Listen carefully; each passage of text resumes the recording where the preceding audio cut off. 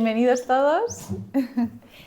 Vamos a ver en qué se traduce esto de las oportunidades de mejora y cómo se aplica y cuál es un poco la diferencia en el mundo startup, en el mundo empresa, cómo se pueden retroalimentar unos de otros. Y voy a empezar un poquito de menos a más. Vamos a hablar de lo más general, de las ideas, que aunque parezca algo muy básico, tiene una metodología y si no se hace bien, también conlleva sus consecuencias.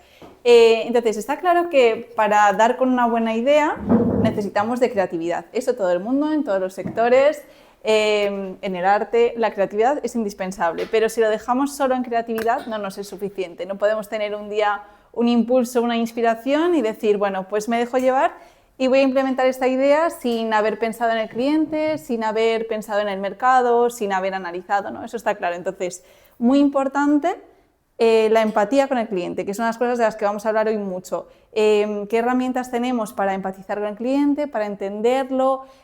¿Cómo podemos hacer que las ideas que tenemos hagan match con las necesidades del cliente? Y cómo trabajar siempre desde los problemas, desde los dolores del cliente y no desde la solución o la idea que nosotros hemos tenido. No se pueden forzar aquí las cosas, ¿no? Es un método en ese sentido y funciona siempre igual. Primero identificamos el dolor y luego generamos nosotros la solución y no al revés. Y en este sentido es importante también esa co-creación entre equipos, porque igual a la hora de idear, que lo llamamos así, de idea, pues idear, tenemos equipos muy multidisciplinares en las empresas, ¿no? Y eso hay que aprovecharlo. Si tenemos a alguien que sabe de legal, otro de finanzas, cualquier sector, y decir, bueno, pero, por ejemplo, si yo estoy en el departamento de marketing, no les voy a preguntar a esos sectores qué me van a aportar. Pues no es cierto.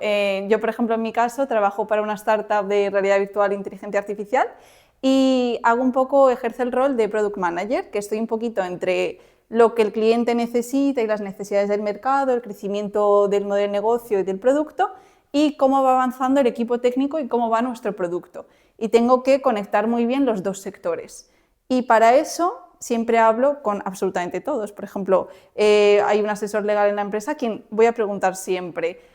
Marketing también, aunque no tenga nada que ver con la parte técnica y yo misma que no tengo formación como tal en desarrollo, en diseño, me puedo pasar horas hablando con el equipo técnico, viendo cómo hacen los códigos, sin a lo mejor yo poder aportar directamente. Pero curiosamente siempre conseguimos aportar y cuanto más multidisciplinar es el equipo, más se puede aportar.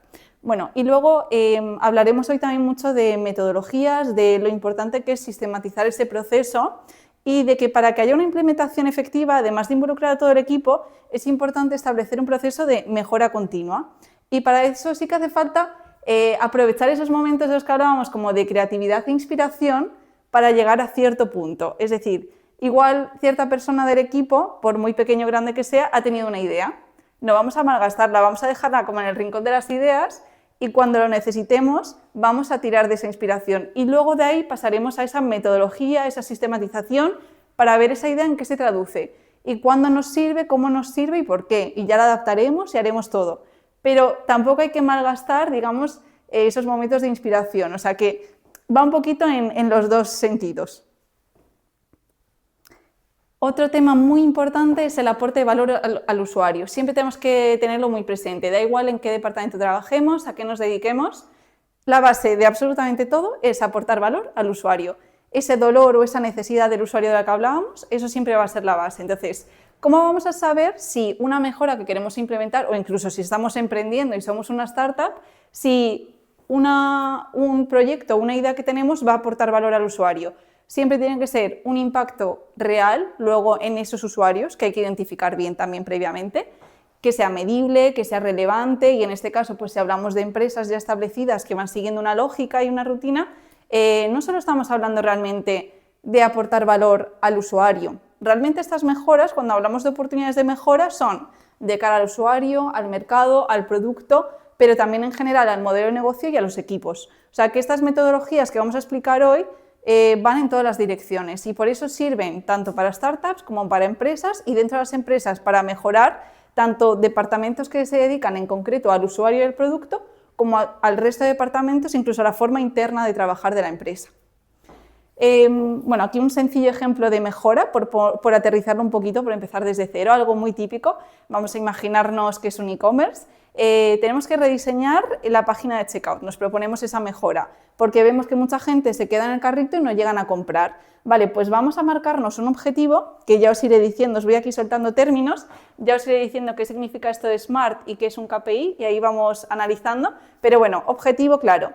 Reducir el abandono del carrito del 30 al 20%. ¿En cuánto tiempo? En 2 meses. Nuestro KPI, que es como una especie de indicador, luego lo vemos, sería medir la tasa de abandono del carrito. Es como un objetivo, algo claro, que nos coordinamos a nivel de todo el equipo para ver qué pasa.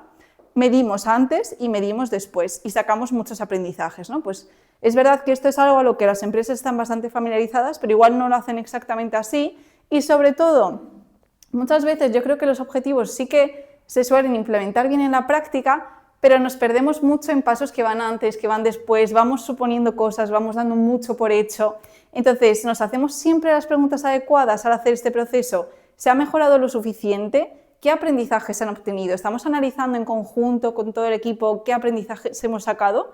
Incluso de la conclusión más sencilla, que parece que vamos a arreglar esto implementando 2 cambios y nos quedamos todos tan a gusto. No, vamos a ver en qué más puede trascender, vamos a darle una buena vuelta a todos, vamos a dedicarle tiempo, vamos a centrarnos todos en lo importante, aunque no parezca urgente.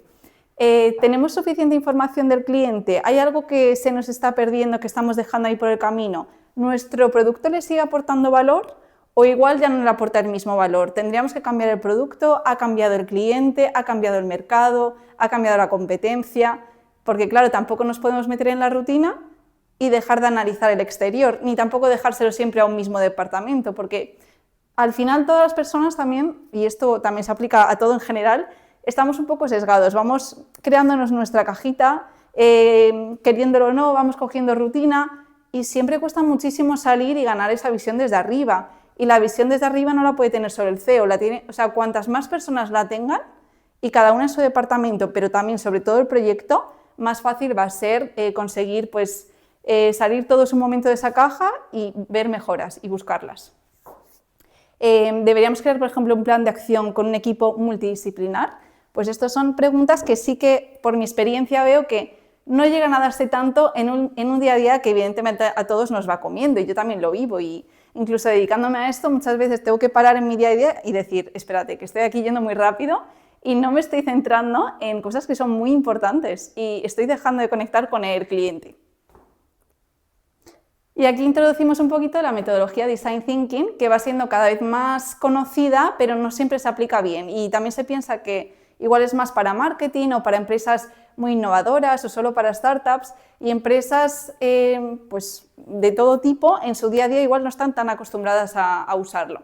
Aquí el enfoque del Design Thinking es resolver los problemas desde la perspectiva del usuario, que realmente aquí también os digo, y vamos a hablar de varias metodologías que suenan un poco complejas, pero lo más importante es que saquéis vosotros pues, puntos clave que os llevaríais a vuestro día a día, que extrapolaríais de vuestra forma. No hace falta que esto se implemente así tal cual, la metodología está creada así porque es como más lógica tiene, pero realmente lo más práctico es siempre llevarlo al terreno en cuestión y ahí esto es como todo, ¿no? La parte que sirva pues se aplica y lo que no. Lo ideal aplicar todo, pero con que se aplique al menos un 2% ya se va a ver un grandísimo impacto. Entonces, el enfoque de Design Thinking, esto sí es como una de las bases, como os decía, es siempre resolver el problema desde la perspectiva del usuario y no del problema en sí. Está centrado completamente en las personas, en analizar, hay como muchas herramientas, por ejemplo, esto es un libro, lo he traído hoy para que veáis con curiosidad, todo esto son hojas y hojas de diferentes herramientas que hay para analizar al usuario, anda que no hay, y son todas visuales, dinámicas, creativas, y no estamos tan acostumbrados a hacer eso, estamos más acostumbrados a meternos cada uno igual en nuestro ordenador y hacer tareas más básicas, pero eso de levantarnos, coger una pizarra, escribir, poner post-its, moverlos, coger a uno de un equipo de una rama, otro de otra y empezar a crear algo juntos no es tan común. Igual en marketing, en startups, pero yo por lo que veo en mi día a día aún no es tan común y me hace gracia porque muchas veces se piensan que es que igual es porque nos gusta pasárnoslo bien y andar ahí pegando post-its y es increíble de algo tan sencillo las conclusiones tan transformadoras que se pueden obtener.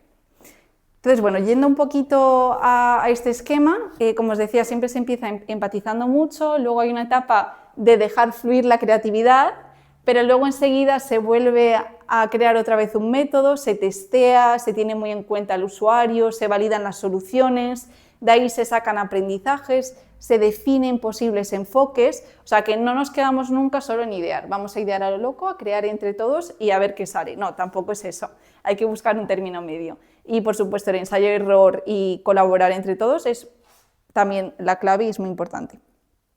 Aquí, por ejemplo, hay una herramienta que esta sí que la conocéis, yo creo que casi todos, que es el buyer persona, que es cuando pensamos en nuestro cliente ideal, que lo suyo es crear un buyer persona por cada segmento de cliente que existe. Y que esto lo sepan todos los departamentos también, se dediquen a lo que se dediquen. Y bueno, cuando alguien está emprendiendo y está lanzando un proyecto de cero, por supuesto es de las primeras cosas que hay que hacer, o sea, empezar siempre por el cliente. Y cuando realmente, esto es por ejemplo un mapa de empatía, cuando estás pensando en qué piensa, qué siente, qué hace en su día a día, ya os digo que ahí habría que pensar en varios tipos de clientes, ¿no? Si por ejemplo estamos diseñando ropa para mujeres embarazadas, pues tendremos que ponernos completamente en su piel y conseguir obtener la máxima información de todo tipo y de primera mano de ese tipo de clientes, ¿no? O sea, esto sería la primera herramienta, pero luego habría muchísimas más que cada vez profundizan más en el mercado y luego nos van pidiendo validar.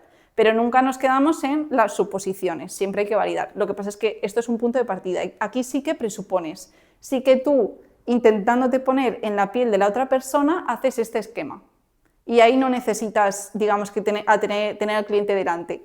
Pero luego, en fases posteriores, sí que necesitas interactuar con el cliente y validar las hipótesis que tú mismo te estabas planteando. ¿Qué pasa? Que también muchas veces, por agilizar y por ir más rápido, nos quedamos aquí solo, en lo que nosotros suponemos, porque nos pensamos que conocemos muy bien al cliente y que eso es suficiente, y tampoco es así, porque el cliente va cambiando y las necesidades del cliente también. Incluso aunque conociéramos muy bien al cliente, es que el mundo es tan cambiante y los competidores también, que es evidente que va a haber cambios. Y es un trabajo que no hay que hacer solo al principio, hay que hacerlo de forma cíclica. Y esta parte de investigar y validar, como os digo, pues por ejemplo un focus group, lo de coger a un grupo focal que se llama, hay muchísimas formas de hacerlo, lo pueden moderar los participantes, se les puede dar un tema, por ejemplo, ahora podríamos decir que somos un grupo aleatorio, si yo si os hiciera ahora una pregunta sobre cualquier tema, sobre una plataforma, luego lo haremos, ahora no quiero perder tiempo en esto, pero luego lo haremos, os pondré un ejemplo y podría yo tener feedback vuestro de forma aleatoria. He cogido una muestra aleatoria de la población y les estoy preguntando de una forma pues dirigida, con cierto conocimiento, habiendo pensado en el producto, voy a ir guiándoles por el proceso y viendo su reacción, ¿no? Y en este caso pues os haría preguntas sobre qué os gusta, qué nos gusta, qué os llama la atención, y ahí se va conociendo muy bien no solo a tu cliente, sino al entorno también del cliente, ¿no? Hay muchas formas de plantear este tipo de pruebas y parece que por tiempo y por el esfuerzo que implica de buscar a personas interesadas, no siempre se hace, ¿no? Todos conocemos las típicas encuestas o luego que nos manden feedback y que eso, por cierto, también hay que recogerlo de una forma sistematizada y buscar mejoras ahí, ¿no? Todo el feedback es muy, muy valioso y esas formas están muy bien, es una muy buena forma de hacerlo, pero es también muy recomendable buscar formas más directas de interactuar con el cliente. Luego el Customer Journey es verdad que también es algo a revisar siempre, ¿no? Al final la experiencia que tiene el usuario en todo momento, al principio, durante, en el proceso de decisión, ver qué falla, qué no, en qué tiene una experiencia positiva, en qué tiene una experiencia negativa. En este sentido sí que creo que esto está bastante trabajado a día de hoy, muchas empresas lo conocen y sí que van viendo todos los puntos. Lo que falta es, una vez más, involucrar a todo el equipo y analizarlo con más frecuencia, no hacerlo solo una vez y no centrarnos solo en un punto, sino que verlo siempre desde arriba, ver todo el recorrido, porque a lo mejor nos pasa que tenemos muy claro que el problema está en el carrito, porque el carrito de compra nos está dando error en la tienda online que tenemos, pero en realidad no es eso. Igual lo que les pasa es que la página web es muy compleja y directamente les cuesta llegar ahí, o que el idioma utilizado no se entiende bien, ¿no? Por poner un ejemplo sencillo, o que a lo mejor tenemos alguna reseña por ahí que todos los usuarios están viendo y nosotros no hemos visto, que les está desmotivando para efectuar esa compra. Si no analizamos todos los pasos y no lo vemos desde arriba, nunca vamos a tener información suficiente. Y claro, son muchos usuarios, muchas interacciones, y más ahora si cogemos el internet, por ejemplo, nunca sabes qué puede haber por ahí. Entonces, si no haces un chequeo constante y no haces este mapa cada X tiempo, también vas a estar perdiendo información.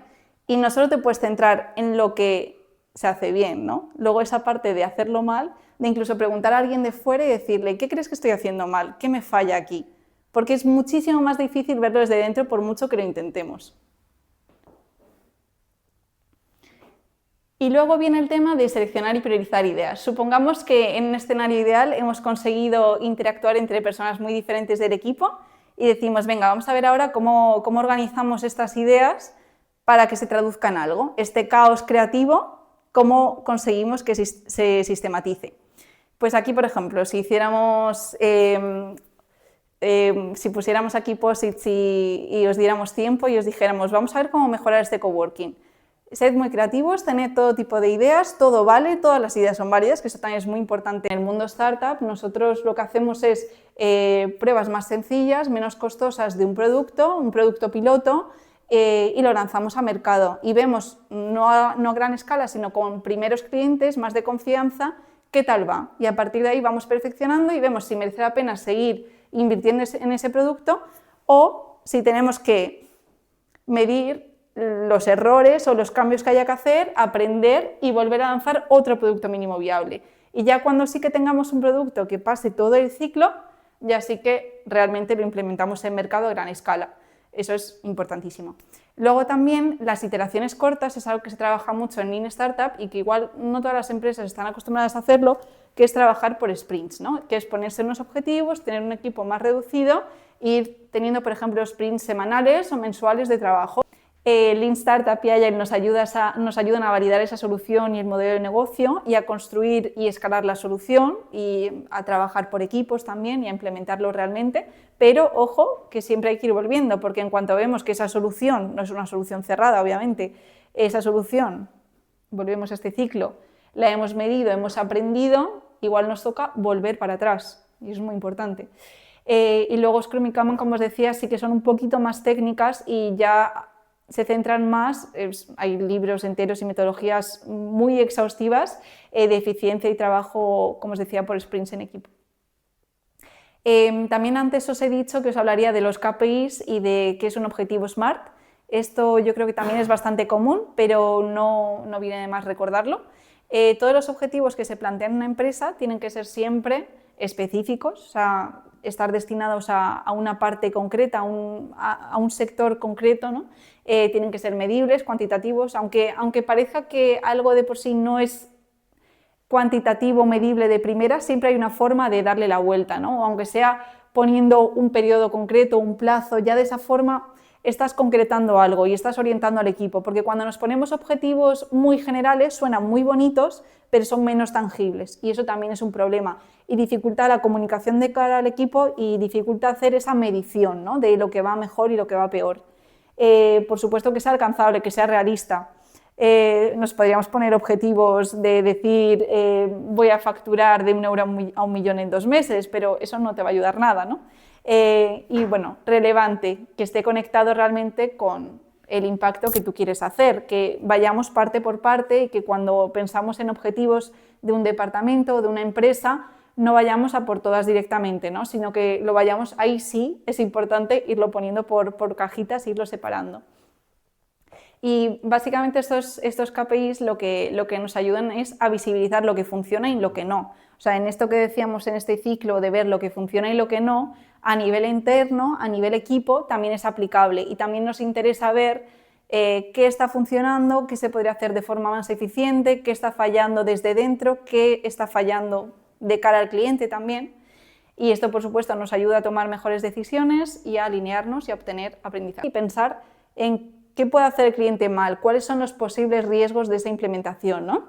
Pero luego también sí que necesitamos al positivo, que pone el foco en los beneficios para reforzar esa idea de que tengamos claro lo que estamos haciendo bien, o el que está todo el rato abriendo nuevos horizontes y pensando en nuevos conceptos o nuevas percepciones, o el que se centra más en la parte empática del cliente, en identificar sentimientos o dónde puede llevar, ¿no? Ese lanzamiento, o el que lo debate todo con hechos, ¿no? Que es muy fáctico, muy objetivo, que no es exactamente el mismo rol del juicio, porque el del juicio va buscando un poco más ahí a rebuscar en lo más duro, pero el fáctico se centra en traer esa lista pues, de investigación de mercado y decir, yo creo que esto va a salir bien por esto, esto y lo otro.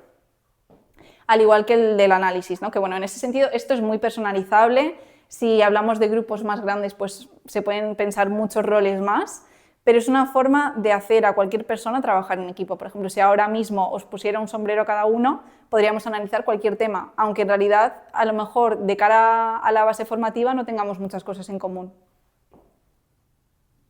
En cuanto a recomendaciones, la Designpedia, la que tiene de esfuerzo o un bajo impacto y un alto nivel de esfuerzo, ese tipo de cosas. A ver, os dejo pensar 2 minutitos, os repito la pregunta. ¿Cómo prepararíamos nosotros como startup a nuestro mercado inmobiliario, es decir, agentes inmobiliarios, inmobiliarias, para que poco a poco vayan aceptando más la realidad virtual? Es verdad que no os he dado mucho contexto y no os lo quiero dar porque también a veces se trata un poco de eso. Aquí estoy aprovechando el factor de que no estáis sesgados, ¿no? Que venís de fuera, para ver qué se os ocurre. Y podéis vosotros poneros en la piel también de un agente, aunque no lo seáis, de un agente inmobiliario, o realmente estáis en una situación parecida, porque ninguno, me imagino, a día de hoy usáis gafas de realidad virtual para alguna tarea diaria o para hacer alguna prueba, no es común, ¿no? Entonces, incluso a vosotros como personas, ¿qué os animaría a probar estas gafas de realidad virtual? ¿Alguna idea? Yo pensaba si regaláis las gafas a las inmobiliarias así más top que tengáis, en plan, las regalamos para que los clientes lo vengan a probar. Muy interesante. Nos les hacemos al menos pagar, ¿no? Les decimos, innova, anímate. El coste de la gafa es el bloqueo a que esto pueda funcionar. Sí, porque a día de hoy la gente en sus casas, la mayoría no tiene gafas virtuales. Eso es. Y porque probablemente eso es, no quieran hacer una inversión por algo que no conocen y no saben si va a salir bien o mal, o incluso si sus clientes luego van a querer usar, ¿no? Si yo soy el que quiere comprar una casa, ¿a qué inmobiliaria me iré? A la que tenga un sitio adaptado y que me dejarán las gafas y voy a poder ver un montón de casas con las gafas, o voy a irme a otra que no tiene las gafas y voy a ver solo las fotos en la tele. No, vas a ir a la inmobiliaria que va a tener más casas, por eso ellos tienen Entonces no le importará comprar las gafas. No, pues ellos tienen que ir. Pero no es el reto que estamos resolviendo ahora, que eso está muy bien, porque Josep está ahí pensando en el cliente, ¿no? En cómo el cliente actuaría y está intentando idear desde cómo piensa el cliente. ¿Realmente las gafas le van a servir o por mucho que nos esforcemos por regalárselas, nunca las va a coger? Bueno, no lleguemos a esa conclusión negativa, aquí te has puesto ese sombrero por ahora, pero podría ser. Claro, igual esta pregunta... ¿Cómo preparo el mercado para que se adapte a esto? Igual no hay forma de prepararlo hasta que no llegue. Claro, el mercado lo necesita, el cliente le va a aportar valor. Te pongo en situación, y si habláramos de una inmobiliaria que tiene muchas oficinas internacionales y es un cliente que no se puede desplazar, como pasa por ejemplo con Madrid o incluso muchas veces con Menorca, que compran a distancia, ¿qué pasaría ahí? Porque igual en ese caso depende del tipo de cliente. En función de la edad que tenga, no va a aceptar eso. En cambio, un tipo de cliente que quizá que sea más abierto a la parte de tecnología, ese es la inmobiliaria, tiene que adaptarse porque ese cliente sí que va a valorar esa parte, va a ver como un plus que se le ofrezca. Si no, ese mercado, por muchas casas que tenga, nunca van a llegar. O sea, que ahí depende un poquito de la edad del cliente también, ¿no? Hay otro aprendizaje que seguramente saquemos. Por así decirlo, parte de tecnología que tenga el cliente. Si no, Y no vas a llamar probablemente también, por iros también adelantando retos, nos pase que los agentes mismamente, incluso aunque sean jóvenes o más mayores, digan, ¿y la cantidad de tiempo que me va a llevar implementar esto? ¿Cómo tener unas gafas ahí que no sé usar, ¿no? Pues en ese sentido, por ejemplo, darles formación a los agentes para que esa realidad virtual funcione. Pero conozco bien los diferentes segmentos de cliente que tengo, estoy conectado constantemente con el cliente, podría validar mejor las nuevas hipótesis que voy generando, o antes de eso incluso, ¿me sigue dando por iterar y por validar o ya me he conformado y no sigo planteándome cosas nuevas o no llego a validarlo en el mercado, lo doy por hecho? Aprendizajes e iteraciones. ¿Qué he aprendido del cliente y del mercado cuando he estado en contacto o he utilizado alguna de estas herramientas? ¿Me está pidiendo el mercado pivotar? Esa versión al cambio también, incluso nosotros, ¿no? De igual enamorarnos mucho de una idea o un producto y que no nos animemos a pivotar, incluso cuando el mercado nos lo está pidiendo a gritos, que no lo veamos. Lo que hago le está aportando valor realmente al cliente en todas las áreas. ¿Hay algo que haga que está de más, que el cliente no está valorando, que podríamos quitar? Equipo y mejora continua. ¿Participa todo mi equipo en la generación de ideas? ¿Hay un proceso definido de mejora continua? Esto es muy general, pero bueno, mezclado un poquito con lo que hemos dicho antes. Y nada, os dejo aquí también mi perfil de LinkedIn y muchas gracias. Hasta aquí. Gracias.